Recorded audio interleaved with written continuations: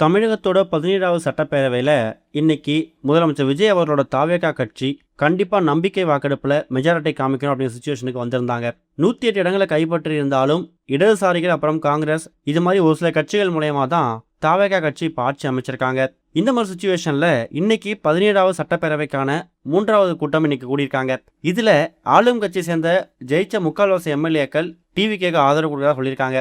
இன்னொரு பக்கம் காங்கிரஸ், விசிகா, கம்யூனிஸ்ட் அப்புறம் ஐயுஎம்எல் இவங்களோட ஆதரவு மூலயமாவும் ஆன் த ஸ்பாட்ல டைரக்டா ஆதரவு கொடுத்துருக்கக்கூடிய அமமுக எம்எல்ஏ காமராஜ் அவர்களும் விஜய் அவர்களுக்கு ஆதரவு கொடுக்கறதா கை தூக்கிட்டாரு. இதுக்கிடையில அதிமுக இரண்டா உடஞ்சிருக்கு.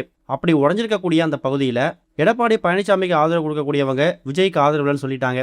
இன்னொரு பக்கம் எஸ்பி வேலுமணி, விஜயபாஸ்கர் அப்புறம் சிவி சண்முகம் இவங்க குரூப்பை சேர்ந்தவங்க விஜய்க்கு ஆதரவுன்னு கை தூக்கிட்டாங்க.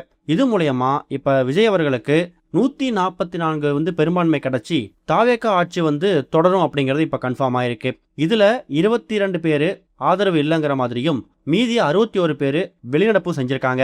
118 ஆதரவு பெரும்பான்மை இருந்தா ஆட்சி தொடரும், இல்லைனா ஆட்சி கலைக்கப்படும் அப்படிங்கிறது தான் ஒரு அடிப்படை விதி. அப்படி பார்த்தீங்கன்னா இந்த அதிமுக எம்எல்ஏக்கள் ஆதரவு கொடுக்கறதுக்கு முன்னாடியே கிட்டத்தட்ட அமமுக எம்எல்ஏ காமராஜோட சேர்த்து 120 எம்எல்ஏக்கள் ஆதரவு வந்துருச்சு. மீதி இருக்கக்கூடியது அதிமுக பிளவுபட்டு வந்திருக்கக்கூடிய சிவி சண்முகம் இந்த குரூப்பை சேர்ந்தவங்க தான் இப்ப விஜய் அவர்களுக்கு ஆதரவாக கை தூக்கியிருக்காங்க.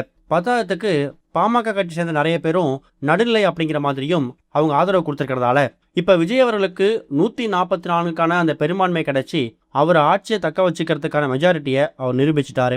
இது மூலயமா தாவேகா ஆட்சி இனி அடுத்த சட்டசபையில கூடும்போது எதிர்கட்சி தலைவர் உதயநிதி அவர்களுக்கு என்ன மாதிரி பதிலடி கொடுக்க போறாங்க, இப்ப பெரும்பான்மை நிரூபிக்கிற வரைக்கும் எதிர்கட்சி தலைவர் உதயநிதி அவர்களுக்கான கேள்விகளுக்கு விஜய் அவர்கள் ரொம்ப மறைமுகமாக தான் பதில் கொடுத்திருக்காரு. இனி வரக்கூடிய எதிர்காலங்களில் எதிர்கட்சி தலைவர் உதயநிதி அவர்களுக்கு முதலமைச்சர் விஜய் அவர்கள் என்ன மாதிரி பதிலடி கொடுக்க போறாரு அப்படிங்கிறத வெயிட் பண்ணி பார்க்கலாம்.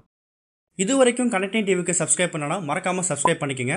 உடனடி அப்டேட்ஸ் பெறுவதற்கு நோட்டிஃபிகேஷன் பெல்லையும் கிளிக் பண்ணிக்கங்க.